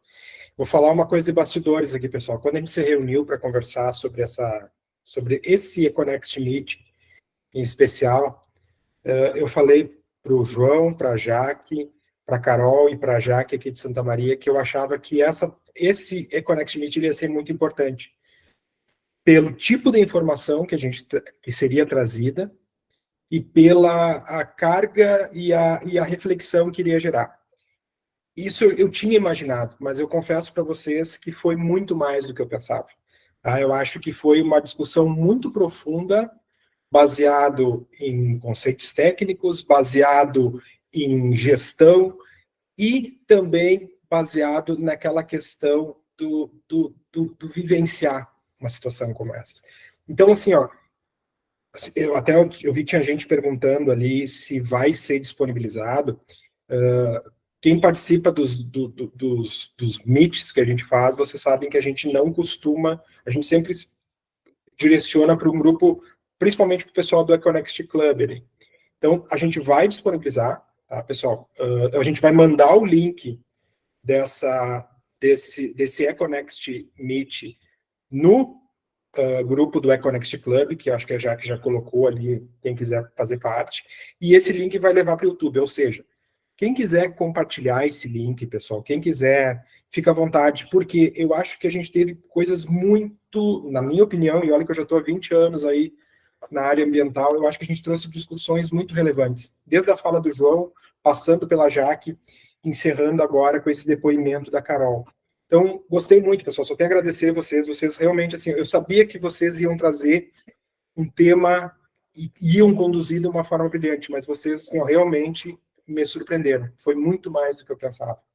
Então, eu queria agradecer vocês, se quiserem abrir as câmeras aí, a Jaque e o João, para eu agradecer vocês. Eu sei que tem perguntas aqui, então a gente pode ver depois ali. E o que eu queria comentar com vocês, pessoal? Dar mais um recadinho. Vocês viram aqui que está passando um recadinho da campanha do Sou de Fazer, que é um grupo que eu faço parte aqui, que a gente criou no Rio Grande do Sul, para ajudar a reconstruir o Rio Grande do Sul. A Carol é de Porto Alegre sabe a atuação do Sou de Fazer lá em Porto Alegre, né? E então, quem quiser doar qualquer valor é bem-vindo, tá, pessoal?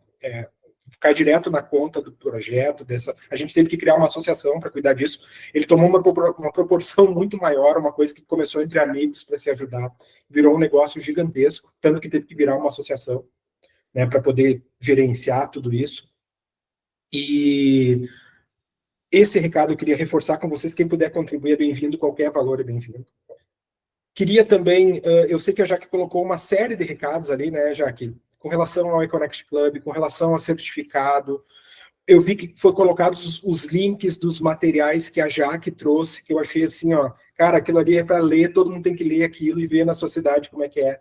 Sabe, eu acho assim, ó, foi uma aula. Para mim, particularmente, foi uma aula, pessoal. De verdade, assim, olha que eu já estou há tempo no mercado aí, já vi muita coisa, mas eu te digo que hoje foi uma das palestras mais impactantes que eu já assisti por tudo que foi discutido aqui. Certo, pessoal? Só tenho a agradecer vocês e passo a palavra para o pessoal aí que tiver perguntas, tá? Já que pode ler as perguntas que a gente puder ajudar aí. Eu acredito que eu vou ajudar muito menos que eles que falaram, né? Mas é que a gente está à disposição aqui. Muito bom a palestra, pessoal, muito obrigada, né? Quem tiver uma perguntinha pode falar ali no chat, que eu mesma vou falando aqui para o pessoal. Pessoal, eu estava cuidando, só para vocês não viram isso, mas assim, a gente está aqui, né, desde as 4 horas, agora é quase 5h30.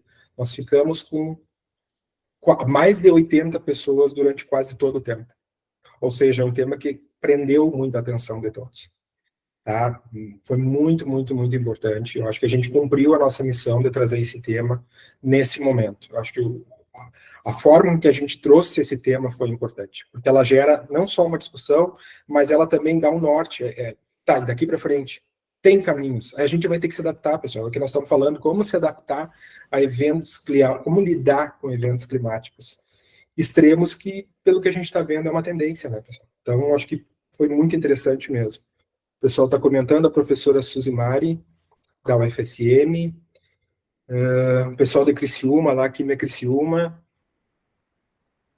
É uma questão tão forte de se adaptar, né, Marcelo, que agora eu lembrei de uma coisa que eu não citei, mas que ficou veio muito na minha cabeça nesse episódio, que nesses 8 anos, poucas vezes eu escutei, isso eu comentei com vocês, eu escutei alguém discutindo na parte técnica, e nós somos da área ambiental, então acho que deveríamos ter escutado isso mais vezes, mas poucas vezes discutiram enchentes ou possibilidade de enchentes, ficou como se realmente nunca pudesse acontecer. Inclusive, em Porto Alegre, existiu há não muito tempo atrás todo um plano de revitalização da Orla do Guaíba, onde ainda não foi revitalizado, e um dos principais pontos desse plano era a retirada do muro que faz a contenção do Guaíba, né, para apresentar de novo a cidade ao rio, ou o rio à cidade, vice-versa.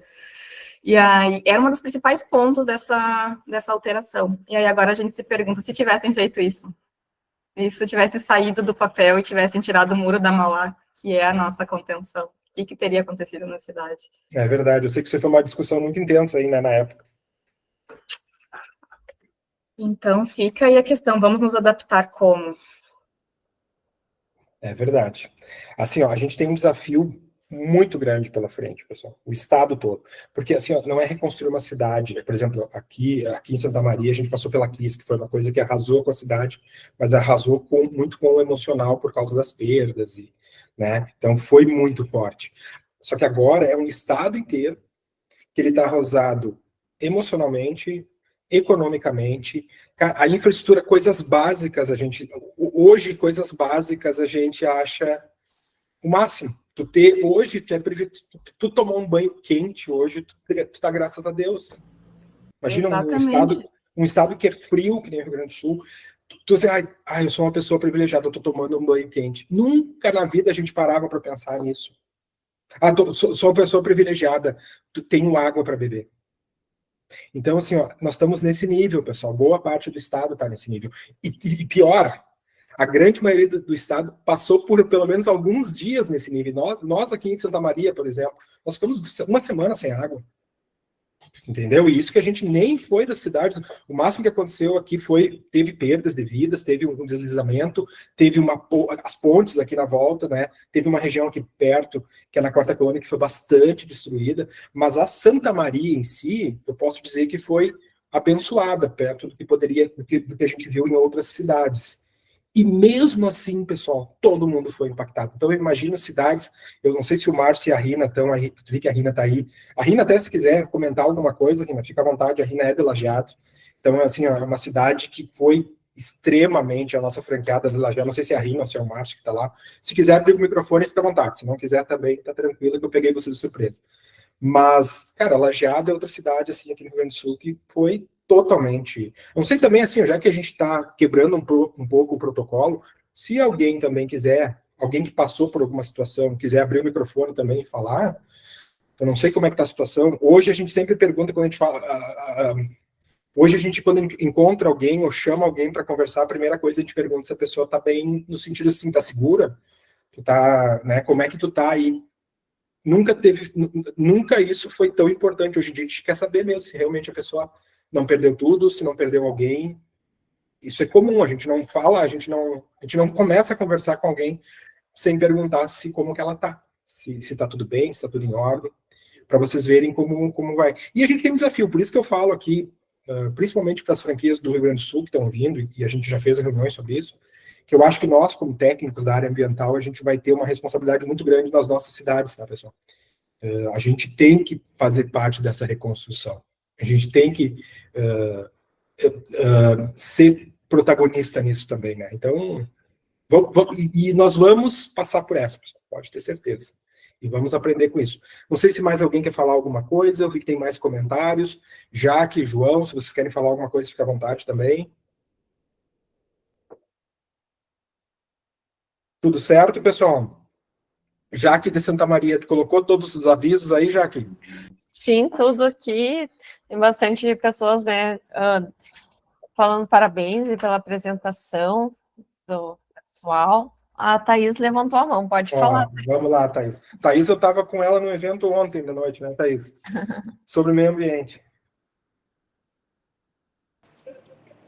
Oi, vocês me escutam? Me escutam, Sim, me ouvem, me enxergam? Então, boa tarde. Eu quero comentar, porque teve uma das falas eu não vou lembrar o nome agora, eu tô olhando aqui na telinha do celular, a última moça que falou das casas, Carol. dos amigos. Carol. Isso, a Carol, ali em cima, agora eu achei ela aqui. Eu achei muito legal, Carol, dentre toda a tua fala, que foi, como tu disse, né, dar um nó na garganta, um aperto no coração. Mas tu falou que a gente viveu até então como se isso nunca fosse acontecer, né? E eu digo, e agora a gente tem que viver como se isso sempre fosse acontecer, e cada vez mais, né?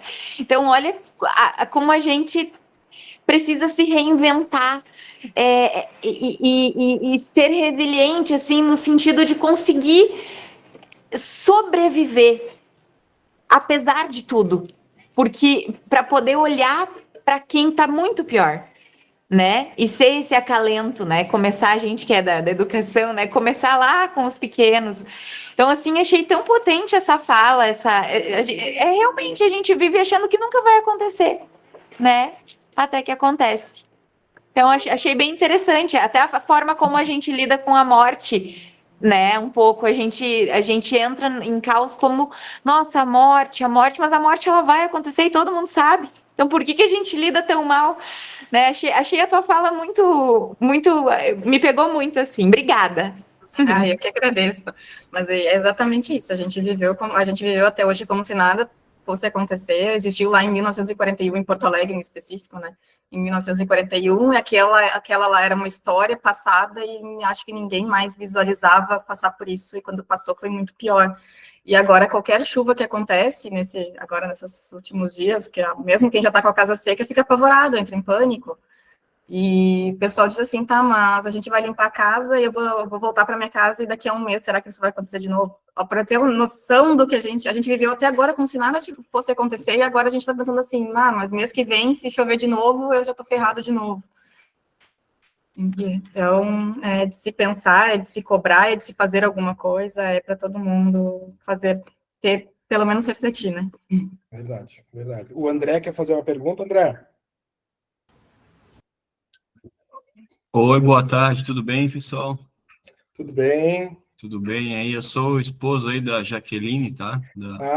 Parabéns pela tua esposa, cara. Deu aula para nós aqui. E eu tô bem emocionado aqui, fiquei bem feliz, né? E em nome dela eu quero primeiramente prestar minha solidariedade a todos os gaúchos, né? Acho que a gente aqui em Santa Catarina e Rio Grande do Sul aprendeu a dizer que o Sul, Santa Catarina e Rio Grande do Sul é um estado só, né? Não tem como, acho que um momento une mais do que muito, né? A empresa que eu trabalho, né, como tu sabe, né, Marçal, ela tá no Sarandi ali, tá em Porto Alegre, então eu passei é mesmo, cara. Eu passei 2 semanas assim, bem, assim, também transtornado. A gente fica um pouco distante, né, sem saber o que fazer. A gente faz os donativos, né, teve bastante caminhão saindo daqui de Blumenau com essa ajuda. Só que, assim, duas coisas que a gente pode... Uma coisa que a gente pode falar muito do nosso povo é que ele é um povo muito guerreiro, né? Não resta dúvida de que isso vai ser reconstruído, né? Assim como Santa Catarina e Rio Grande do Sul, não tenho dúvida nenhuma, né? Só que como está se falando muito da parte emocional agora, que acho que é a parte que é a pior parte que existe, né?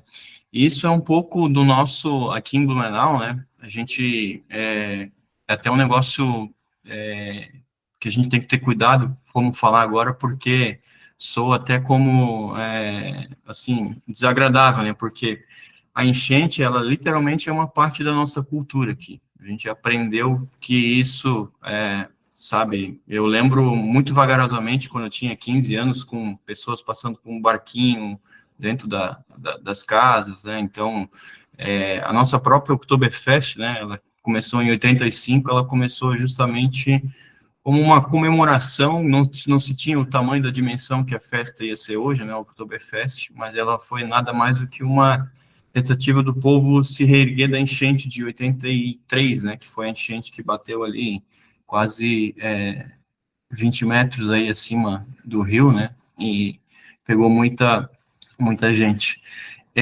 O que a gente espera, né, que o Rio Grande do Sul, do poder público, a gente não pode esperar porcaria nenhuma, né, que é muito difícil, né, a gente, né, vê agora a politicagem de, né, um querendo passar a culpa no outro, mas a gente tira a lição de que o ser humano é maior do que tudo isso, né, o ser humano é maior do que o político, o ser humano quando se une, faz e conquista coisas que a gente não imagina, né.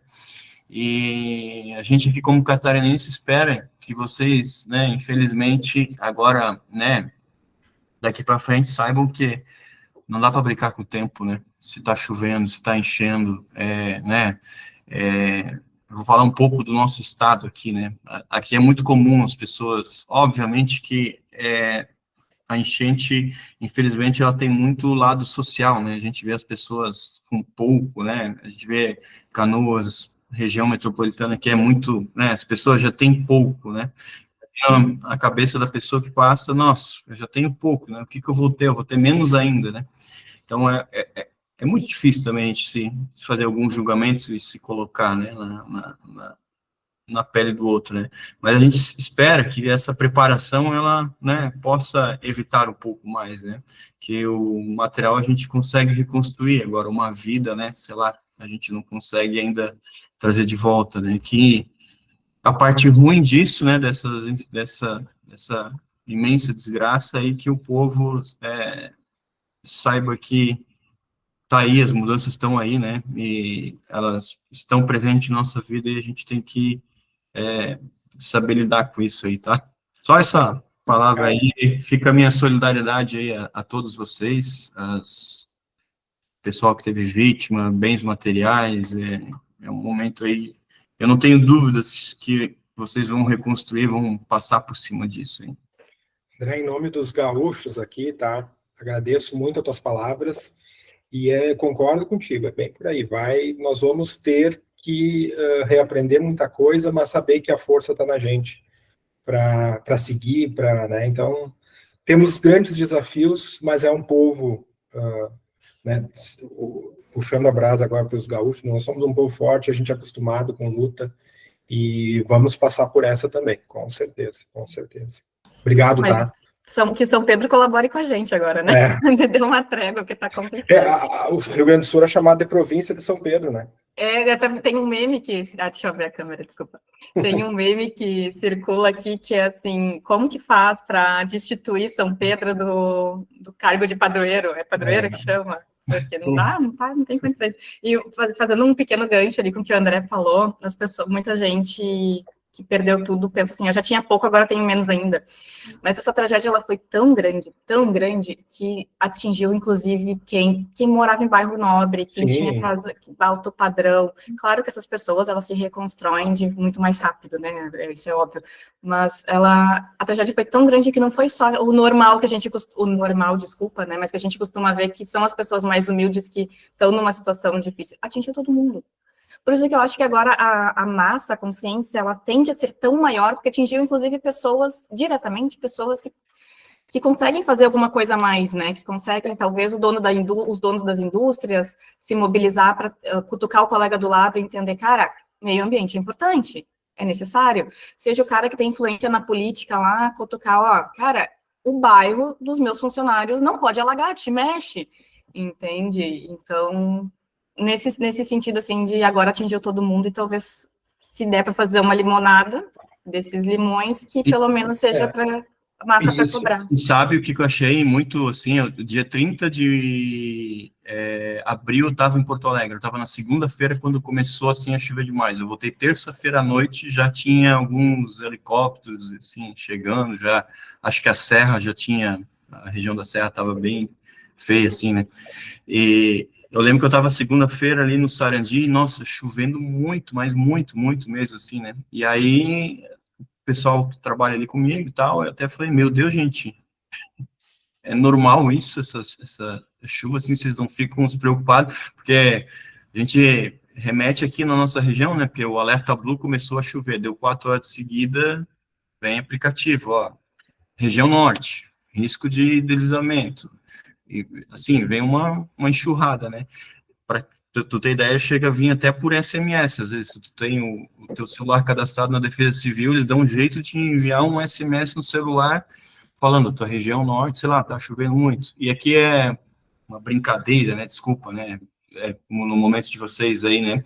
Aqui é muito comum a gente falar assim, deu 2 dias desse de chuva, a gente olha um pro outro e fala, meu Deus, isso é chuva de enchente, né? Então, de tão...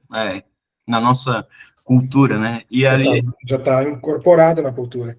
E ali a gente viu assim, né? Eu tava lá no Sarandi, ali na Fierd, ali onde caiu aquele muro ali, né? Até acho, né? E o pessoal daqui a pouco baixa, assim, uma despreocupação, assim, né? Claro, né? Não se tinha a ideia da. Nunca aconteceu isso. E é o normal, chover, segue a vida, segue o baile, choveu, nada, em algumas ruas enchem, a pessoa já está acostumada, mas de entrar na casa das pessoas, tanto que, desculpa, mas eu vou te cortar, mas é só porque a gente se empolga, porque são coisas que a gente viu no Sarandi, um dos dias antes de... O Sarandi foi um dos últimos bairros que encheu de fato, né? Porque toda a questão do dique lá que rompeu, que parcialmente que começou a extravasar, depois rompeu. E até então, várias partes da cidade já estavam alagadas, o Sarandi ainda não. E um dos dias, a gente pegou um caminhãozinho pequeno que a gente tem disponível aqui e falou assim, bom, o que a gente pode fazer? Os abrigos estavam assim, né? O que a gente pode fazer por alguma coisa? Daí começaram assim, evacuem o Sarandi. A gente foi para o Sarandi. Vamos, no sentido de vamos ajudar quem quer sair de casa. E a gente ajudou 2 famílias a tirar toda a mudança de dentro de casa para conseguir levar para outro lugar. Só que esses outros lugares que eles levaram eram 3, 4 ruas para frente. E eles achavam assim, algumas famílias, essas 2 famílias, a gente ajudou eles a botarem algumas coisas para cima e outras coisas tirarem de casa, botamos no caminhão e levamos para o lugar que eles precisavam levar. E essas 2 famílias, com certeza, eles não imaginavam, porque eles botaram as coisas para cima, mas a casa ficou embaixo da água. Então, nem o que eles botaram para cima salvou. E provavelmente, aí eu já não tenho certeza, mas entendendo a tragédia, provavelmente essas casas que eles foram, que são, uma foi 2 ruas para cima, a outra foi, acho que nem 4 ruas para cima, também encheu. Então, é complicado, realmente nunca tinha acontecido. Veio um alerta, eu sou uma pessoa que está cadastrada ali na Defesa Civil para receber os alertas, mas o alerta é de chuva intensa, se proteja, mas ninguém pensou em enchente dessa forma. Que loucura. Carol, o que eu ia falar antes ali, que eu ia complementar a tua fala, é dizer assim, bom, pessoal, eu acho que aqui eu sei que provavelmente totalidade aqui são profissionais da área ambiental. Eu acho que o profissional da área ambiental, o técnico, nunca vai ser tão valorizado a partir de agora como nunca foi tão valorizado como vai ser a partir de agora, na minha opinião. Conhecimento técnico, o profissional da área ambiental, porque imagina, eu estou há 20 anos nesse mercado, acho que eu repeti já várias vezes, né? Cara, no início tinha gente que achava que eu tinha uma ONG, que eu não podia ter um negócio voltado para o meio ambiente. Então, esse foi o meu início, pessoal. Tá? Então, hoje, a gente ainda vende, pegar aqui a Carol e o João, que são dos palestrantes aqui, são os que estão há mais tempo, a Carol é que está há mais tempo ainda. Tu sabe, né, Carol, que para nós convencer os nossos clientes é muito no sentido para ele evitar multa, para ele evitar problema, e para dizer que, de alguma forma, ele está contribuindo para a sociedade, para o meio ambiente, para que no futuro... É um pouco esse discurso da redução de risco para o negócio dele e de dizer que ele tá contribuindo para um futuro melhor.